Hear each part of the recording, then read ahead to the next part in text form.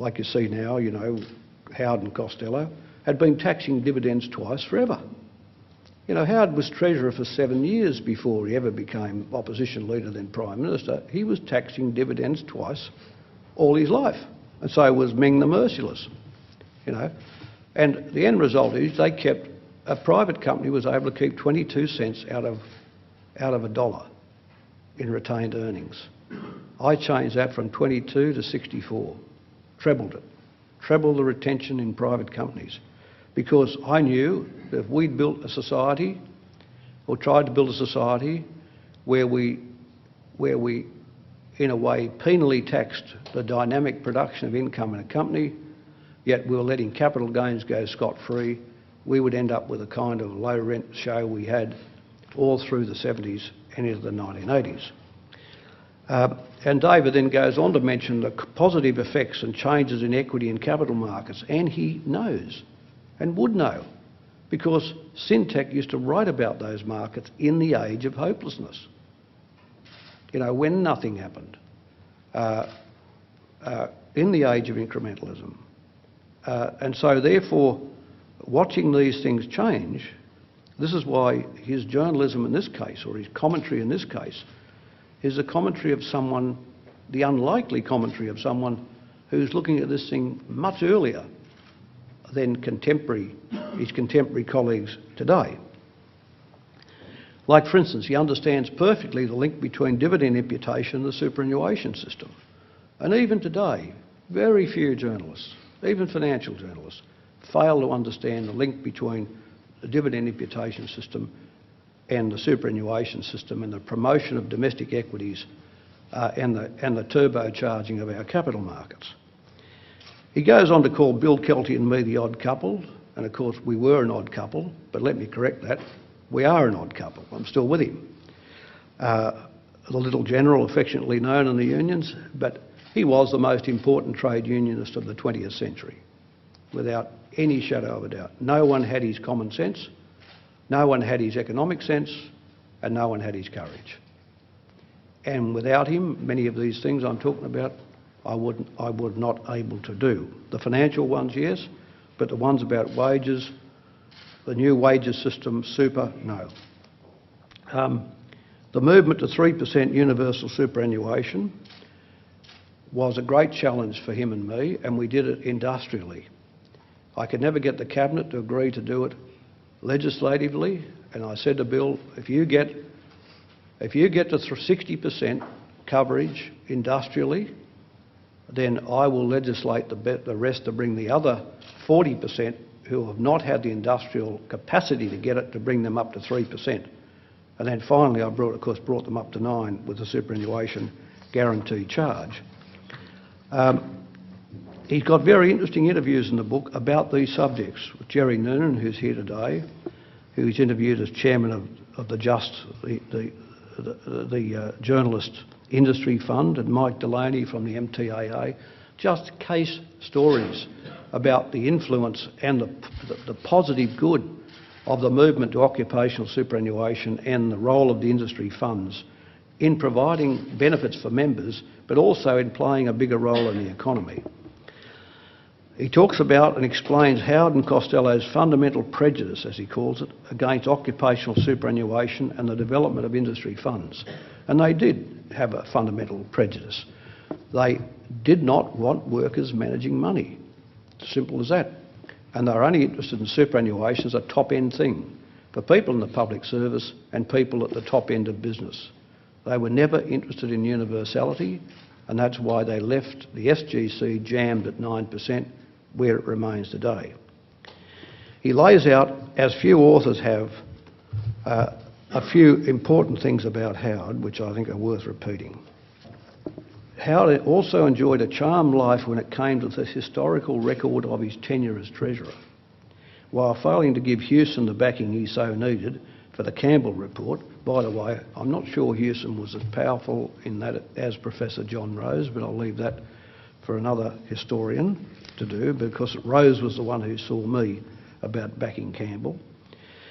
He said, Howard, simultaneously presided over an economic mess. Business interest rates reached 21%, but to no avail in terms of economic governance. That's the point. Not the level, but to no avail in terms of economic governance. In 1981, wages grew by 16%, leading to a recession marked by a combination of stagnant growth and high inflation. By the time Howard had handed over the economy to Labor in 1983, the economy was growing at only 1.4%. The unemployment rate was 11% and inflation had reached 11%. Paul Keating's comments in later years was fair enough. We went into Howard's recession with double-digit inflation and we came out with double-digit inflation. Whereas from my time, in the so-called recession we had to have, we went into it with inflation at about 7% and we came out with inflation at 1%. As a consequence, we had the decade of the 1990s and beyond with continuous low inflationary growth. Now, all of that's completely true. The guy that missed the great opportunity in those years, the phrase he used, was of course Howard. But he got out of it. And then because of the Howard-Peacock succession, and it went on and on and on, finally, after the collapse of Downer, he becomes opposition leader and then picks up the new made economy, free, gratis and for nothing. But any society with any self-regard would have drummed him out of public life after the 1980s, his early 1980s performance. This guy tried his wages experiment on in 1981 and gave us 16% wages growth and 11% inflation. The very same thing he tried on this time, except this time with his wages system. It was built on my wages system, enterprise bargaining and the safety net after I moved out of centralised wage fixing, you know. And that's why his movement with work choices, of course the Tories wrote it up as taking the inevitable change Keating began. Keating didn't begin the wages change, Keating started it, went through it and finished it. Complete. We didn't need work choices. Work choices is just a nasty, bitchy piece of legislation to knock off the income of the low paid. But when he tried it with centralised wage fixing in 1981, of course, he was like the boy in the powder keg. You know, he's in there, there's all the TNT around him, he lights up the match, where am I? Boom! We soon worked out where he was. But it's worth recording, as David does here, just how much he got away with. Then he talks about the role of the float in beating the hedge funds off in 97, 98. You remember all the pruning Peter Costello did about, oh, we came through the crisis in 97, 98. Really mean the mere fact that I'm there as Treasurer meant that all those nasty hedge funds all took fright and ran away. Well, what happened was, of course, with the float,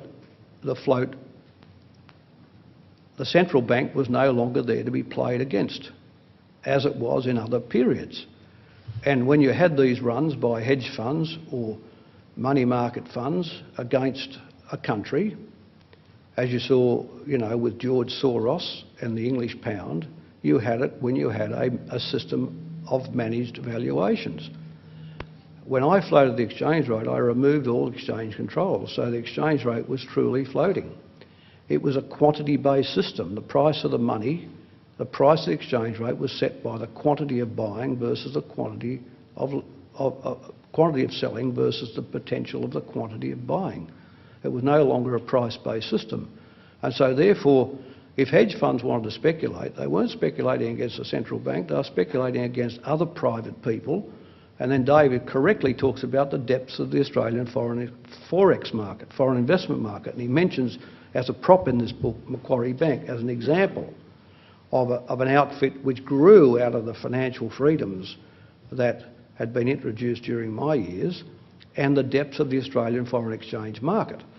And that market's depth meant that when the hedge funds took us on, after they'd flattened Thailand, flattened Indonesia and flattened Korea, they ran into trouble here and went away with their tails between their legs, because in the end they didn't know whether they would have to cover their short positions at a higher exchange rate. So, of course, you know, the pruning went on, and of course in those days nobody in the Labor Party in 97 or 8 would stand up for the structural changes which I and Bob Hawke and our colleagues had introduced. So, as a consequence, Costello got away with this argument oh, we were able to take the economy, as if that nong was able to take the economy anywhere, let alone through a crisis of this kind, without the structural, the flexibility in the economy helping him.